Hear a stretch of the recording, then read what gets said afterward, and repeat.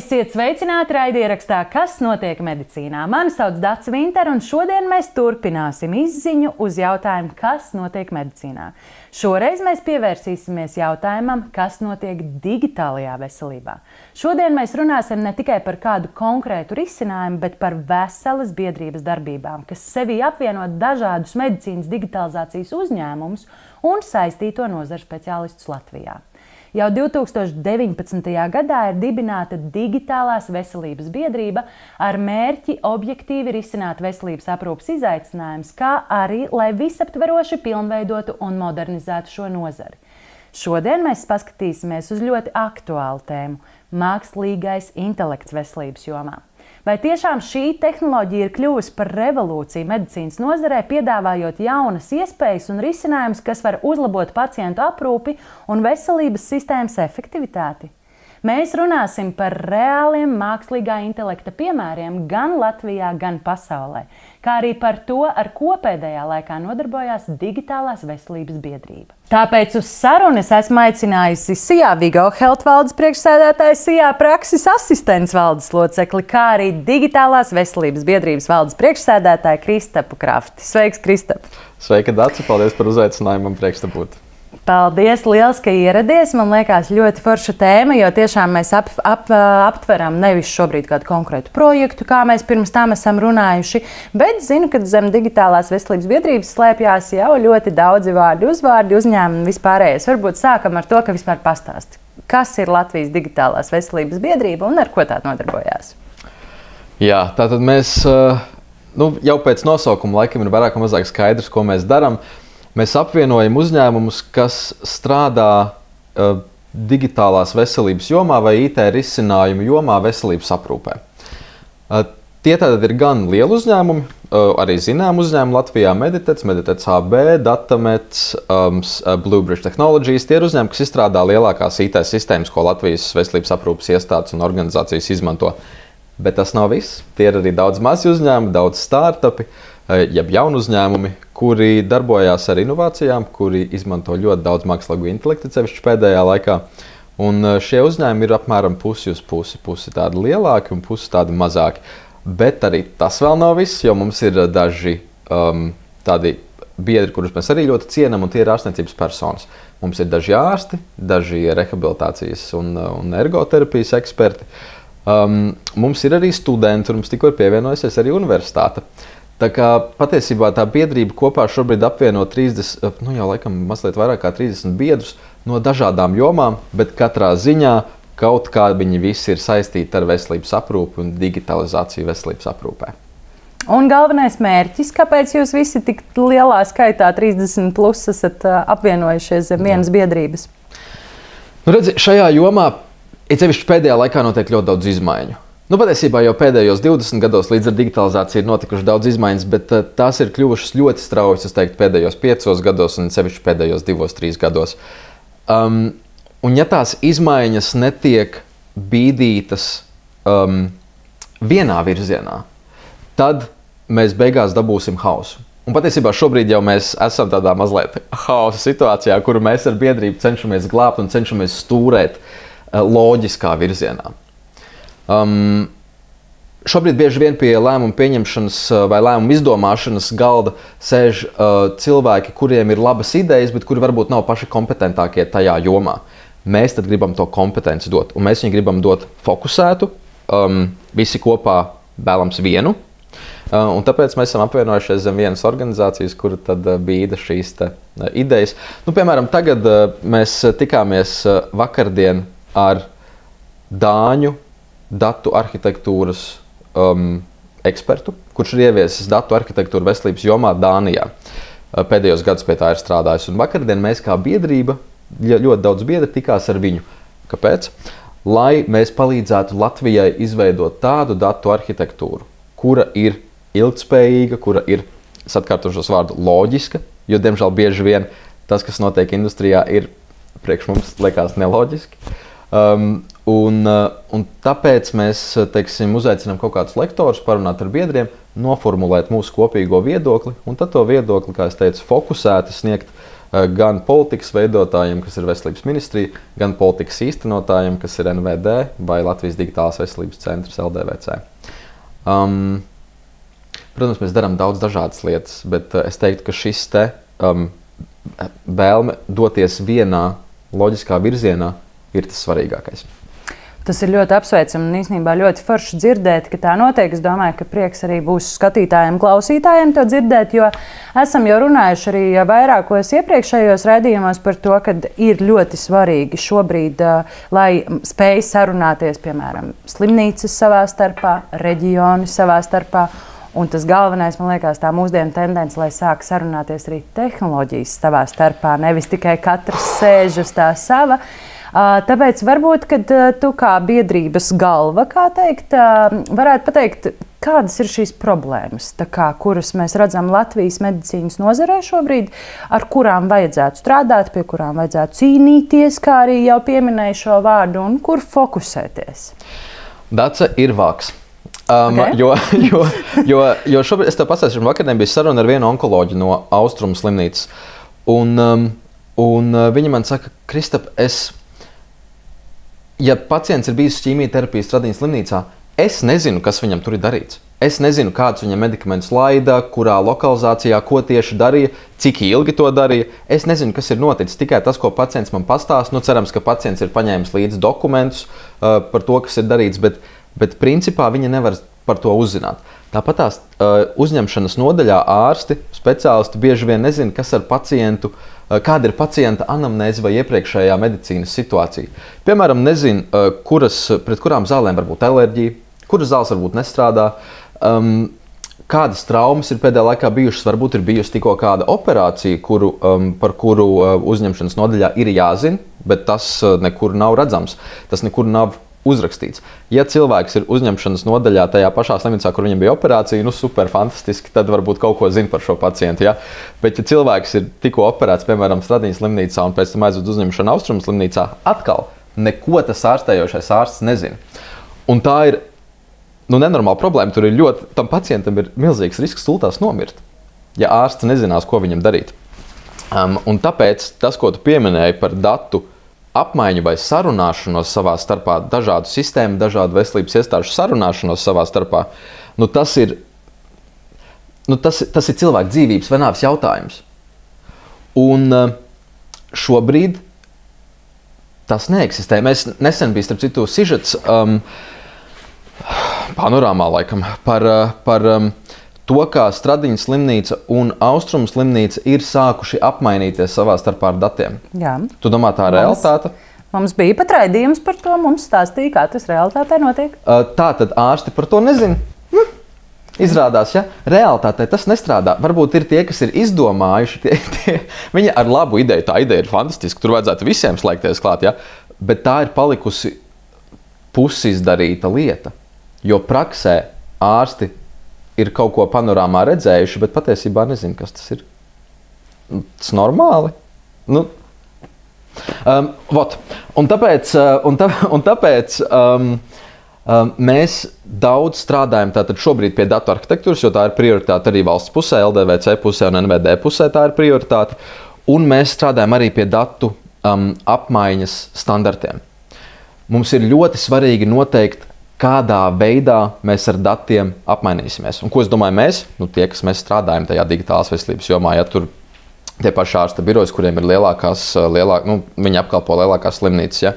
Vai arī jebkurš cits pakalpojums sniedzējs, kurš strādā Latvijas veselības nozarē. Mums, kā pakalpojums sniedzējiem, ir jāzina, kā standartizēt datus, kuri ir mūsu datubāzēs, lai mēs varam ar šiem datiem apmainīties ar tātad to otru sistēmu, kura ir vai nu uzņemšanas nodaļā, vai onkologam pieeja, vai rehabilitācijas ārstam pēc tam pieeja, vai ģimenes ārstam pieeja. Tātad ir jānosaka standarti, kādos dati tiek apmainīti savā starpā starp pakalpojumu sniedzējiem, un mēs, varētu teikt, gaidām mandātu no valsts iestādēm, lai šo izdarītu, bet tas ir vēl process. Es gan ceru, ka ļoti drīz tas notiks, un ļoti drīz, varbūt Es gribētu teikt, nākamgad jau tātad slimnīcas varētu sarunāties viena ar otru, bet es nezinu. Es ceru, ka tas varētu būt nākamgad. Tas tiešām ir cilvēku dzīvības nāves jautājums, tā kā jo ātrāk, jo labāk, bet nākamgad vai aiznākamgad. Tas būtu. Jā, bet tajā pašā laikā tas ir arī, kas ir novērojams arī sociālajos tīklos, viskaut kur, ka mums diezgan daudz tādu suņi reji un diezgan negatīvi vispār skatās uz katru lietu, kas tiek darīta vai ko, tāpēc arī šis raidījums, kas tā kā notiek foršas lietas un viss. Un tāpēc varbūt pastāst, jau ieminējies šobrīd, kad mēs ejam uz to, mēs ejam šito par datiem, par visu tās mūsu prioritātes, bet tieši par projektiem, par kuriem mēs stāvam, krītam, ko mēs tā kā gribam panākt, 5 gadē, piemēram, tieši no šīs biedrības. Kas ir tas, kas ir prioritāte tieši biedrībā? Jā. Zini, mēs patiesībā strādājam bišķiņi, varētu teikt, no otras puses. Mēs ejam pie valsts, mēs tiekamies ar Veselības ministriju, ar Nacionālo veselības dienestu un ar Latvijas digitālās veselības centru reizi mēnesī. Tādā mazā kopā reizi mēnesī, tādā lielākā, plašākā kopā reizi ceturksnī. Mēs ar viņiem esam ļoti ciešā kontaktā. Un tas, ko mēs darām, mēs jautājam viņiem, kā mēs jums varam palīdzēt, ko jums vajag, kādas ir jūsu prioritātes. Un tad, balstoties uz tām prioritātēm, mēs sastādām savas prioritātes. Jo mēs jau gribam palīdzēt, mēs gribam iesaistīties, mēs gribam kaut kā iet tajā loģiskajā virzienā kopā. Un tāpēc man ir grūti tev pateikt, kas ir mūsu 5 gadus prioritātes, jo mūsu 5 gadus prioritātes ir pakārtotas valsts prioritātēm. Protams, mēs redzam digitālās veselības stratēģijā, kas tad varētu būt tās turpmākās prioritātes, bet mēs ļaujam tātad politikas veidotājiem to izdomāt, un tad mēs tad pielāgojamies. Bet tas, ko mēs katrā ziņā noteikti gribam turpināt darīt, ir gribam turpināt atbalstīt progresu un veicināt progresu. Ja par konkrētām lietām, tad tuvākajā laikā mēs jau zinām, kas tās būs. Jau manis pieminētā datu arhitektūras veselības aprūpē veidošana vai attīstīšana, jāsaka tā. Gan datu standartizācija, kas arī noteikti uzņems apgriezienus, es domāju, gada otro pusi.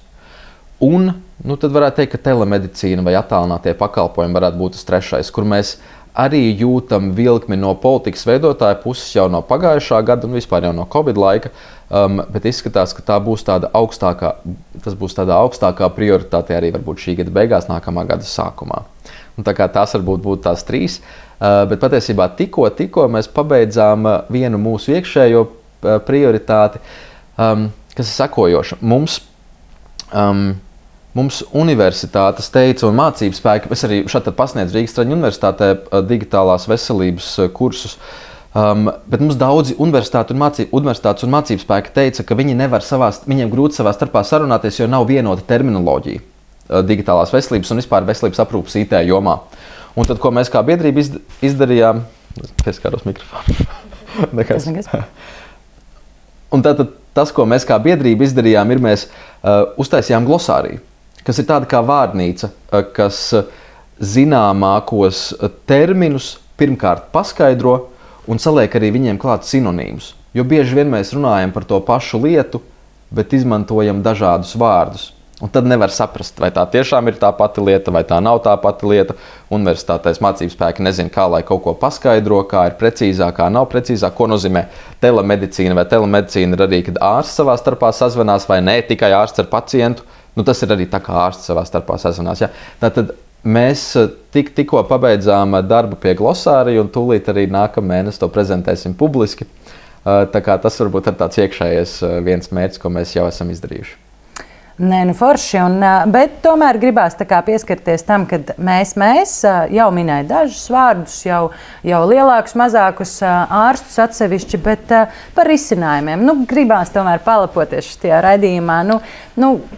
Kas ir šie uzņēmumi? Varam saukt arī droši vārdos tiešām, un kas ir tās tehnoloģijas, ko tu zini, jau apzini, kas Latvijā notiek, ko mēs reāli veidojam un ko mēs taisam un daram?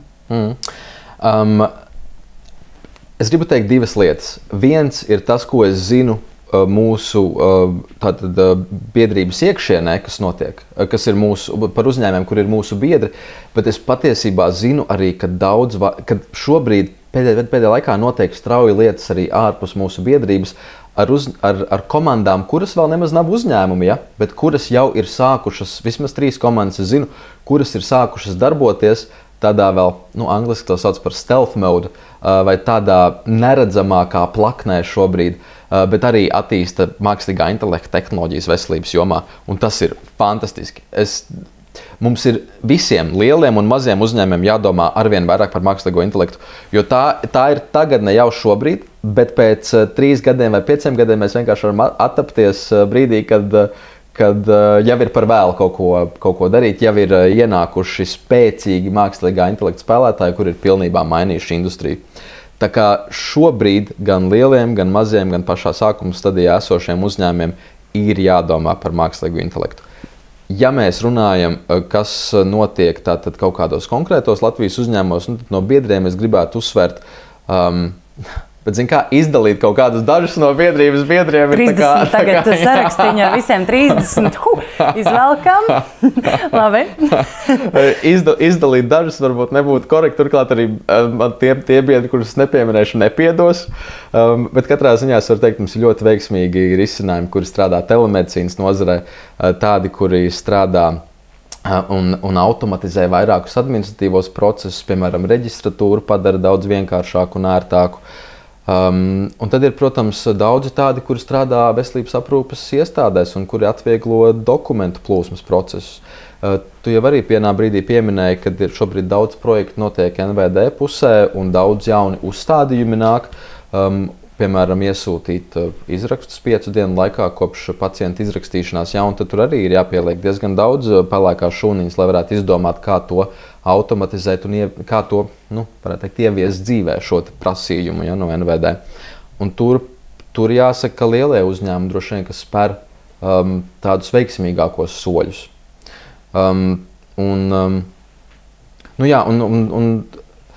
Tu aicināji mani nosaukt vārdus, bet es laikam tad atturēšos nosaukt tos vārdus, jo var ieiet mājaslapā un redzēt mūsu biedru sarakstu un to, ko viņi dara, un paskatīties, kas tad ir tās inovācijas, kas top. Bet, kā jau es minēju, arī ārpus biedrības notiek diezgan daudz aktīvu lietas, un mēs, protams, arī šos jaunos uzņēmumus, kad viņi dibināsies, gaidīsim mūsu biedru lokā. Un, labi, tad sašaurināsim. Tomēr sašaurināsim, nerunāsim par konkrētiem vārdiem, bet mākslīgais intelekts. Sarunas sākumā īstenībā tieši minēja, kad runāsim par mākslīgo intelektu, kā tas var palīdzēt vispār veselības nozarē. Arī esam jau iepriekš raidījumos pieskārušies, kad ir jābūt uzmanīgiem arī ar mākslīgo intelektu un ar informācijas nodošanu, jo tomēr mēs strādājam un runājam par kritisko infrastruktūru šobrīd. Bet kā tu redzi, kā biedrība redz, kā mākslīgais intelekts vispār var palīdzēt šobrīd, nākotnē, un varbūt tiešām risinājumi jau par kuriem zini, arī tehnoloģijas varbūt pie tā. Varbūt tie ir 2 dažādi, bet varbūt kopā jūgti tā kā savienojumi. Tu uzsvēri vienu punktu pilnīgi pareizi, ka tā ir kritiska informācija, tā bieži vien ir sensitīva informācija. Un mums kā uzņēmējiem šajā jomā par to ir stingri jādomā. Mums, protams, lai jebkurš uzņēmums, kurš strādā veselības jomā ar šiem datiem, pa priekšu dabū atļauju no Satversmes aizsardzības biroja vai no Valsts drošības dienesta, kuri no sākuma paskatās, vai tie cilvēki, kas saistīti ar šo uzņēmumu, ir ok, un dod tādu savu, mēs to neredzam, bet mēs zinām, ka viņi dod tādu savu akceptu. Tā kā cilvēki ar šaubīgu pagātni nevar šajā jomā vienkārši strādāt. Bet tad ir, kas bija otrs? Tehnoloģijas. Mākslīgais intelekts un tehnoloģijas. Tātad par mākslīgu intelektu tehnoloģijām runājot, nav tāda viena apakšnozara vai viena digitālās veselības joma, kur mākslīgais intelekts ir un kur nav. Visās no tām jomām, ko mēs varam iedomāties, kas saistās ar veselības aprūpi, mākslīgais intelekts ir vai nu lielākā vai mazākā mērā. Piemēram, radioloģijā, jeb attēlveidošanā, kas saistīta ar veselības aprūpi, mākslīgais intelekts strādā jau, es saku pasen, bet varbūt 5 gadus, varbūt mazliet vairāk. Bet palīdz atpazīt dažādas onkoloģijas, palīdz atpazīt lūzumus, varbūt kurus ārsts neievērotu, bet mākslīgais intelekts ierauga. Statistiski mākslīgam intelektam tas atpazīšanas procents ir augstāks nekā cilvēkam, bet visaugstākais viņš ir mākslīgam intelektam un cilvēkam kopā.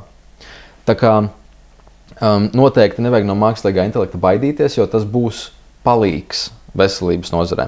Bet es pieminēju attēlu veidošanu, tāpat uzņemšanas nodaļa noteikti iegūs un jau iegūst dažās slimnīcās daudz no mākslīgā intelekta, jo tas palīdz atpazīt akūtos gadījumos nepieciešamās nākamās darbības, piemēram. Vai ne tikai akūtos gadījumos, arī operācijas laikā mākslīgais intelekts var kalpot kā tāds padomdevējs vai vēl viens gudrs ārsts turpatās blakām, kurš palīdz vadīt galvenā ārsta darbības. Rehabilitācijā, piemēram, palīdz izveidot rehabilitācijas programmu, kura katram pacientam ir individuāli pielāgota, balstoties uz pacienta iepriekšējo situāciju, kaut kādām zināšanām, kas varbūt tikko ir parādījušās jaunākajos zinātniskajos rakstos, bet ne visi rehabilitācijas ārsti vēl to zina, un tad šis mākslīgā intelekta risinājums var ārstam ieteikt, ko darīt. Laboratorijas testu saprašanā arī mākslīgais intelekts to var izdarīt ārkārtīgi veiksmīgi un novērtēt liela apjoma laboratorijas informāciju dažkārt pat veiksmīgāk kā ārsts. Bet atkal, tā sinerģija starp ārstu un mākslīgo intelektu ir pati svarīgākā un dod vislabākos rezultātus. Bet tā tad, un es nemaz šeit neesmu vēl pieminējis administratīvo darbu, jo to mākslīgais intelekts arī prot darīt nekļūdīgāk kā cilvēks. Jāsaka, jābūt piesardzīgam ar mākslīgo intelektu, jo viņš arī var kļūdīties. Jā, bet jo vairāk mēs viņu trenēsim, jo mazāk viņš kļūdīsies. Un tagad jau arī mākslīgais intelekts kļūdās krietni mazāk nekā tas bija gadu vai divus atpakaļ. Un, tātad administratīvā darbā arī šobrīd jau mākslīgais intelekts lēnām aizstāja diktafonu centrus. Nākamais, es domāju, ka būs tās pašas reģistratūras, kur arī notiek jau diezgan daudz izmaiņu.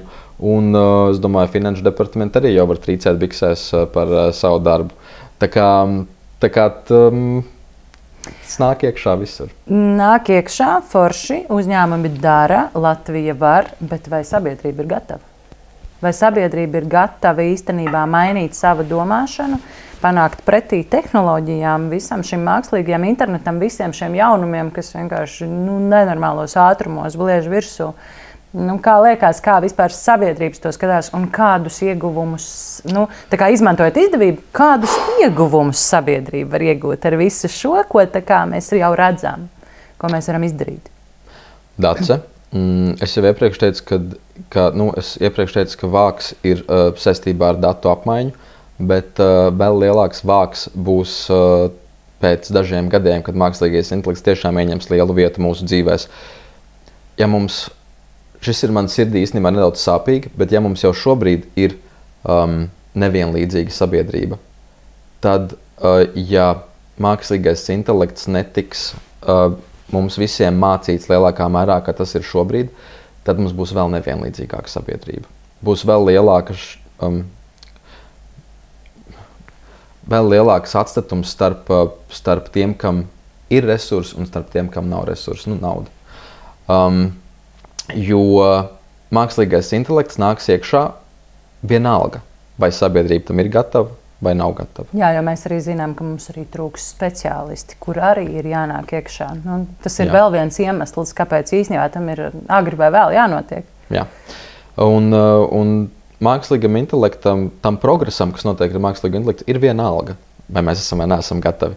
Mums ir jābūt gataviem. Tas ir tas. Un šeit jau mēs izējām ārpus veselības aprūpes tēmas, ja šeit mēs ieejam izglītības tēmā. Un izglītībā arī ir milzīgas problēmas. Tas izaicinājums būs tajā, vai mūsu Latvijas iedzīvotāji būs izglītoti par mākslīgo intelektu vai nebūs. Gan skolu mācību, kā to sauc? Sistēmā. Vai skolu sistēmā mums būs mākslīgais intelekts integrēts, gan arī pieaugušo mūža izglītības apmācībās vai vienkārši kaut kādā ikdienā tiks vairāk integrēts. Un tas man nav pareizais risinājums, kā to izdarīt, bet ir mums visiem jāmācās par to, kas ir mākslīgais intelekts, kā to izmantot. Man mamma tikko pirms 2 nedēļām, es viņai sen jau teicu, paskaties, kas tas ChatGPT, es ar tevi kopā kaut kā mēs iziesim cauri, kas ir viņa tā, es negribu, man to nevajag. Pirms 2 nedēļām viņa man zvana, viņa saka, es tikko izmantoju mākslīgu intelektu, viņš man sastādīja, viņa skolā direktora vietniece, viņa man saka, viņš man sastādīja, ko man teikt uzrunā bērnu vecākiem. Un zini, vispār tīri labi. Viņa gan bija tā kā tur smējās par dažām lietām, ko viņš bija uzrakstījis, bet kopumā viņai patika. Un man bija tāds prieks, ka viņa beidzot to sāka. Es saku beidzot, jo tas risinājums jau ir realitāte mums 2-3 gadus. Tā kā ar vien vairāk cilvēkiem vajadzētu vienkārši iet un mēģināt un nebaidīties, jo bailes īstenībā ir tāds paralizējošs faktors, baidās no visa jaunā, viss pēc kārtas, un tas ir cilvēku dabā. Bet mums ir jāiet un jāmēģina, jo ja mēs to tagad nedarīsim, tad mēs to vēlāk nožēlosim. Tagad mēs arī varam aizrunāties jau no personīgajiem viedokļiem, es teiktu, jo tajā pašā laikā man arī liekas, ka es lietoju pati, man ļoti patīk, ļoti palīdz, bet es to uztveru tā kā tādu asistentu savējo, tā kā, kad nevis, ka tu pieņem, ka tā ir galējā un atbilde un tas, kas tev tagad ir jārunā, visu, nepaliksim arī slinki pavisam, vai ne, un tikai tagad jebko barosim iekšā, prasīsim jautājumu un to arī atbildēsim un tā kā aizstāsim paši sevi. Bet labi, ne par personīgām lietām līdz ar to. Bet jautājums varbūt arī uzreiz, tu saki par savu mammu, kuras pieļauju arī, nav ļoti cienījama vecuma, bet jau ir vecāka nekā mēs ar tevi, vai ne? Tāpat tās arī par savu mammu varētu teikt, kurām lēnām jāmācās, bet mums tā tad runājām. Trūkst personāls arī medicīnas iestādēs. Prasīju, vai sabiedrība ir gatava, bet vai arī ārsti ir gatavi visām šīm jaunajām tehnoloģijām un mākslīgajam intelektam vai jebkam, kas ir digitalizēts īstenībā, vai ārsti ir gatavi, un atkal mēs te runājam par varbūt jaunie ārsti ir gatavi, vecā gadagājuma nav. Kā pie šitā strādāt? Varbūt tur arī ir digitālās veselības biedrībai jāiestājās, kā vispār apvienot arī izglītības nozari ar medicīnas nozari kopā. Vai pēc šiem jautājumiem tiek domāts? Atbildot uz vienu no taviem jautājumiem, ārsti nav gatavi. 1% ārstu ir gatavi. Pat jaunie ārsti nav gatavi. Varbūt man tagad nepiekritīs kādi jaunie ārsti, bet nav gatavi. Man bija arī vēl cita saruna ar vienu ārsti lielajā slimnīcā, universitātes slimnīcā, un viņa bija pārsteigta par to, kāda risinājuma jau šobrīd Latvijā ir pieejama un ko var izdarīt. Gan ar tehnoloģijām, gan ar datiem. Es viņai paskaidroju, un tajā brīdī viņa droši vien iekļuva tajā 1%, kur tagad zina, atkal, droši vien ne visu, bet mazliet vairāk par to, kas ir iespējams. Un vismaz viņa tagad varēs kādam piezvanīt un pajautāt, viņai vajadzēs vēl. Bet kopumā nav gatavi. Mēs nesen kā biedrība tikāmies ar Latvijas jauno ārstu asociāciju. Un tie ir lielākoties ārsti, kuri ir 20-30 gadus veci. Un vienojāmies par sadarbību. Mēs gan, tas nav tik vienkārši un tik ātri, kā tas izklausās, jo katra biedrība darbojās uz savu iniciatīvu, katra asociācija darbojās uz savu iniciatīvu, un lielākām asociācijām ir lielāks spēks veidot pārmaiņas, bet ja asociācijai nav savs administratīvais aparāts, tad to ir izdarīt grūtāk. Jauno ārstu asociācijai vienkārši nav savs administratīvais, tāpēc mums ar viņiem uz tādu entuziasmu pamata tā sadarbība notiek. Latvijas ārstu biedrībai ar viņiem mums būtu jārunā. Un ar viņiem mēs esam runājuši dažus gadus atpakaļ, bet ne nesen. Un ar viņiem noteikti būtu jārunā, jo es domāju, tur var kaut kādas apmācības kopā iespējams izveidot.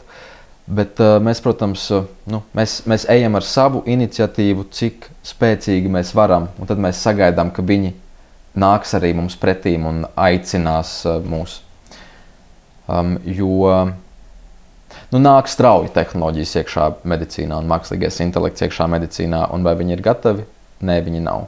Bet es ceru, ka Latvijas ārstu biedrības valde redzēs šo podkāstu, vai vismaz kāds, kurš ir pazīstams ar šiem cilvēkiem, un mēs sarunāsim tuvākajā laikā tikšanos. Jums kaut kas ir jādara. Jā. Un vēl tāds viens no noslēdzošajiem jautājumiem par to, kā vispār mēs izskatāmies šobrīd, kā liekas arī no biedrības viedokļa, no viss izskatāmies uz pasaules fona. Cik attīstīti mēs esam īstenībā šobrīd? Gribētu kaut ko pozitīvu pateikt. Es ceru, ka tur nav beigas.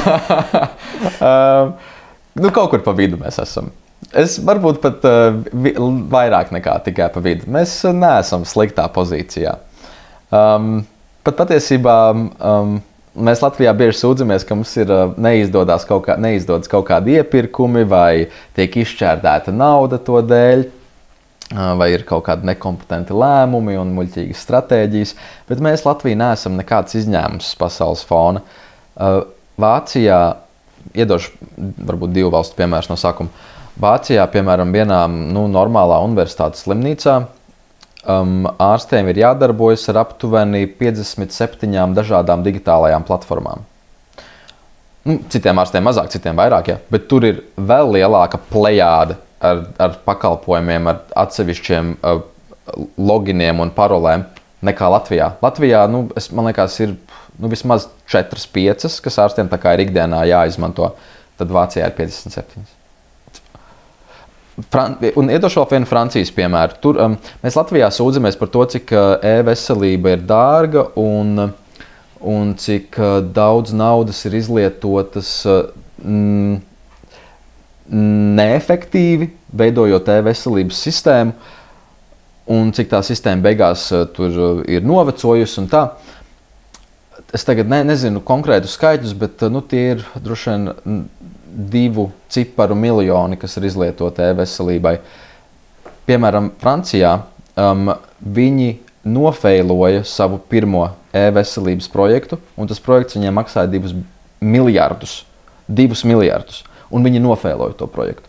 Tātad Latvijā vismaz mēs ieviesām e-veselību, lai vai kāda viņa būtu, bet viņa vismaz mazliet atvieglo dažādu speciālu darbu, un viņa eksistē. Un šobrīd arī attīstās. Jāatzīst, ka šobrīd attīstās atkal ar jaunu joni. Dublis 2 šobrīd notiek. Tieši tā, un arī mūsu biedri piedalās tā attīstībā un gaidām jauno risinājumu. Laikam šķiet, ka vai 26. gada beigās vai 27. gadā būs jaunā e-veselība, kas būs pacientiem konfekte. Es tiešām ceru, ka tiks realizēts viss, kas ir ieplānots, jo izskatās fantastiski. Bet, lai tā būtu konfekti, ir jāsadarbojās tehnoloģijām savā starpā, vai ne? Lai pacients tiek pie visiem datiem. Jā. Un ārsts, lai tiek pie visiem pacientu datiem, kur tajā konkrētajā ārstēšanas brīdī ir nepieciešama.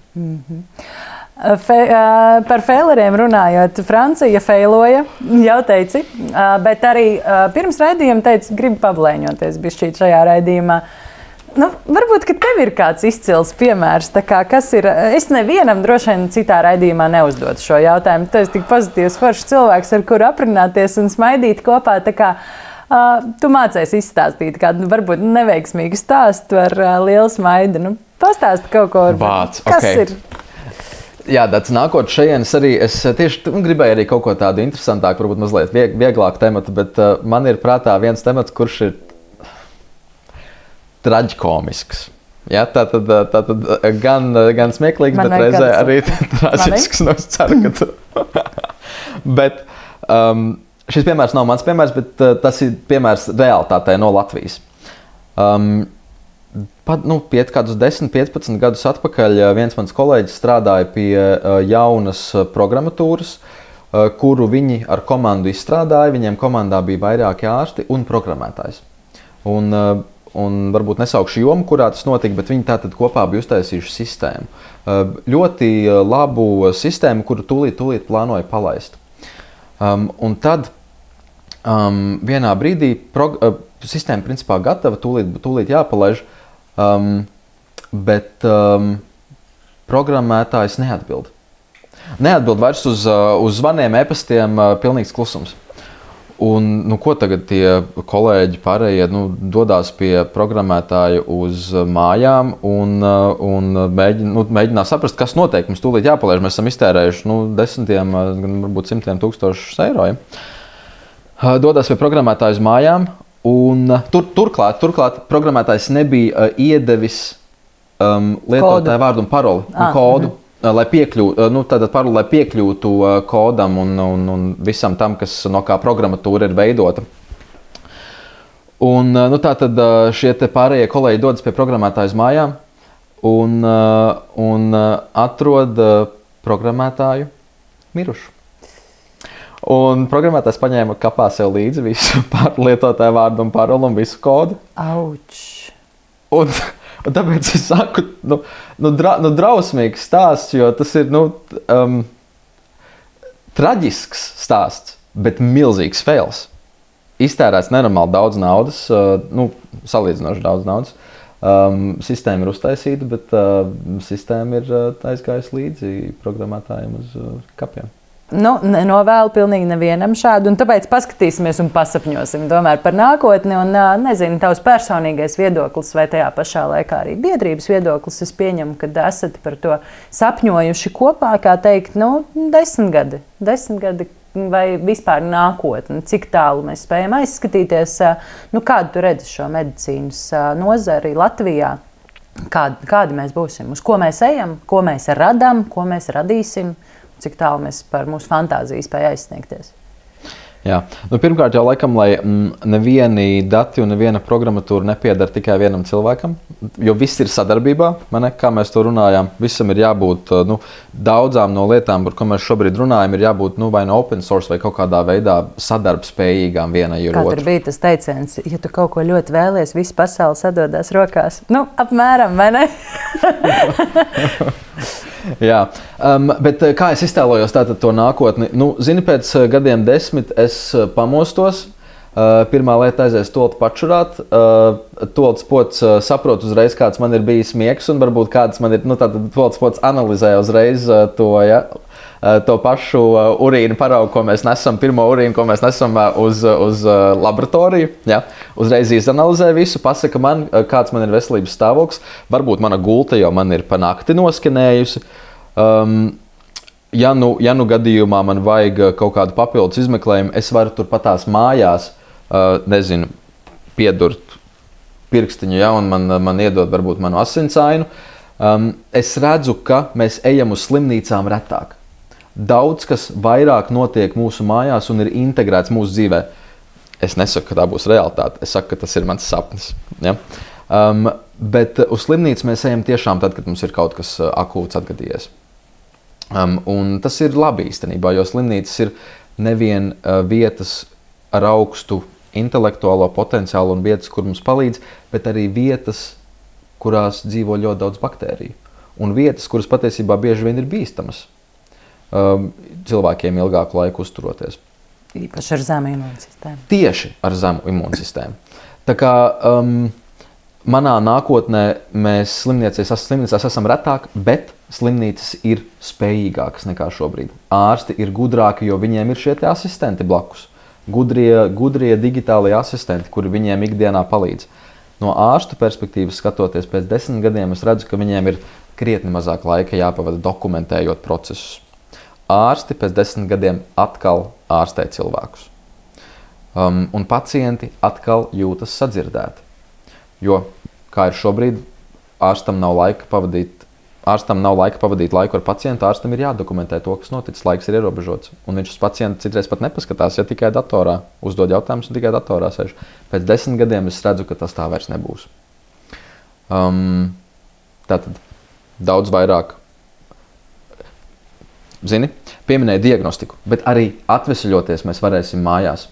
Rehabilitāciju mēs varēsim veikt ar attālinātas terapijas iespējām, dažādiem palīgu līdzekļiem mūsu pašu mājās, nevis rehabilitācijas centrā. Šie centri neizzudīs. Viņi joprojām strādās ar sarežģītākajiem keisiem. Bet mēs atvesaļosimies ātrāk, veiksmīgāk, arī izmaksu efektīvāk. Ārsts savukārt varēs strādāt tiešām ar interesantākajiem keisiem un ar akūtiem gadījumiem. Kaut kā tā. Gribās teikt, lai top. Lai top tas, ko tu saki. Labā ziņa ir tā, ka tikko mums bija arī raidījums Slimnīca mājās. Mēs uz to ejam, un Latvijā tas jau sāk notikt. Tā kā varbūt ne gluži, es nezinu, vai man gan bail skatīties 10 gadu nākotnē, jo man, piemēram, tur tas toaletpods gulta, un es šitā te mājās, man tas liekas ārprāts kosmos, tas ir tālu vēl. Bet zini kā, tu nezini, pirms 10 gadiem tik daudz, kas bija savādāk, un man arī likās, ka tas, kas ir šodien, vispār ir nereāli. Tā kā nevar zināt, cik ātri tā nākotne pienāks vai ne, bet laiks skrien uz priekšu, tehnoloģijas attīstās, viss gribās vēlēt īstenībā tiešām. Man kā sabiedrībai, tev kā sabiedrībai, mums visiem kā tiem, kuriem kādreiz ir jāapmeklē ārsts kā pacientam vai kā savādāk gribās vēlēt, lai tiešām mums visiem izdodas, lai visiem sanāk mainīt savu domāšanu, gan ārstiem, gan pacientiem, gan sabiedrībai kā tādai, lai tehnoloģijas attīstās un tiešām tiek mākslīgais intelekts likts lietā tur, kur tas visvairāk ir vajadzīgs un nevis lieki un nevajadzīgi un jau nopludinot, kā teikt, informāciju, ko nekas no kā būtu jāizvērās. Tā kā es teikšu tev paldies par šo sarunu. Es domāju, ka mēs ļoti daudz ko esam apsprieduši, esam pasapņojuši, kopā esam pastījušies, kas ir Latvijas Digitālā veselības biedrība, lai jums izdodas. Un tas ir, manuprāt, vislabākais, kas var būt no šīs sarunas, ko es paņēmu, ir tas, kad mēs runājam savā starpā. Mēs varam teikt, ka mēs esam konkurenti, vai ne?